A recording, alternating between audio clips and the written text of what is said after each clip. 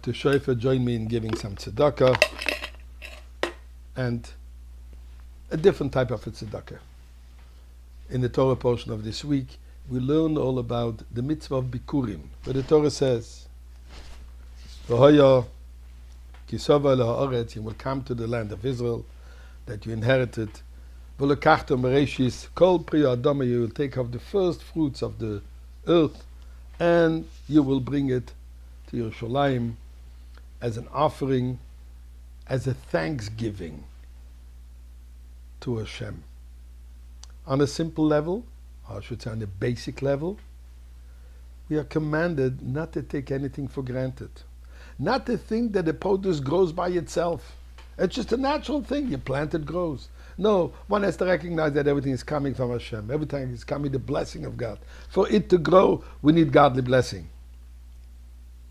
And therefore we have to show that gesture in a concrete manner. Yes, we are bringing it, so to say, for God, to Yerushalayim. And there is a whole procession, a whole ceremony that comes along with it, which we're not going to discuss right now. And that's called the mitzvah of bikurim. But what is something very unique? The Torah says, Ki savai el ha'aretz. When you will come, enter the land of Israel. Obviously, Moshe Rabbeinu is telling Yeshua is going to take you into the land of Israel, and then you start doing this mitzvah. But lo and behold, that's not what happened. It took 14 years before they finally brought the bikurim, till it was settled, till everybody had their piece of land.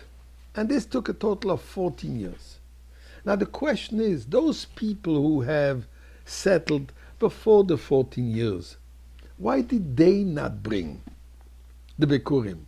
Why did they have to wait for everyone to be finally comfortable, settled into their new home, into their new land, into their new piece of land? They cultivated, they farmed, and there is fruit, and now we bring it. Is this a collective kind of a mitzvah? Is charity, tzedakah, I should say, I don't like, as we spoke a few days ago, the word is not charity, but tzedakah is obviously it's a collective responsibility, but it's an individual responsibility. I need to recognize that what I have belongs to God and not to me, irrelevant of what the other one thinks.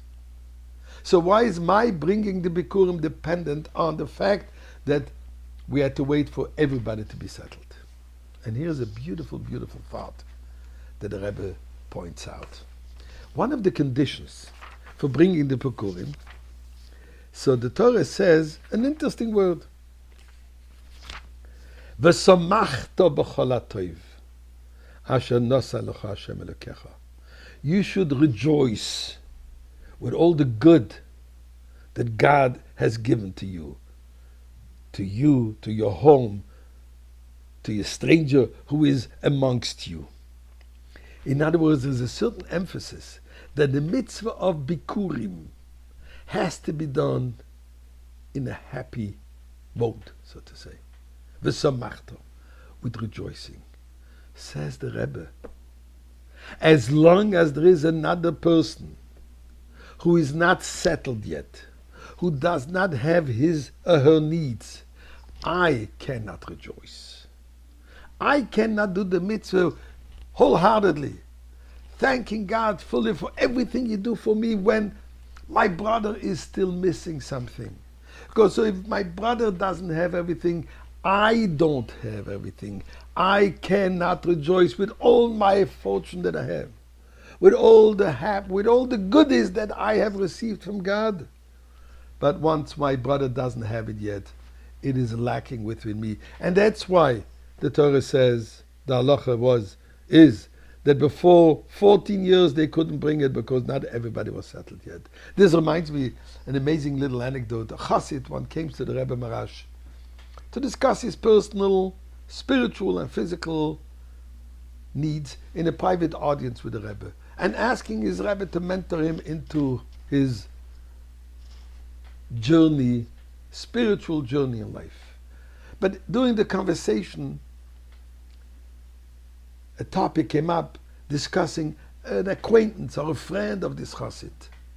And suddenly this chassid bursted out in tears and says, Rebbe, this individual is going through so many challenges, has so much suffering, family, health, parnassah.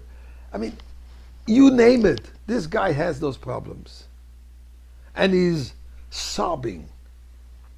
When he came to himself, the Rebbe says, don't worry, your friend already has been helped. He says, what happened? The fact that you cried over the plight of somebody else, that it touches you so deeply that you're simply sobbing for somebody else's plight, this brings the greatest blessing. Says the Torah over here, V'samachta, learn to rejoice with somebody else's happiness and realize as long as somebody else is not fully happy, I am not happy. And it is this communal together happiness which will bring us to the ultimate happiness, Mashiach. And now,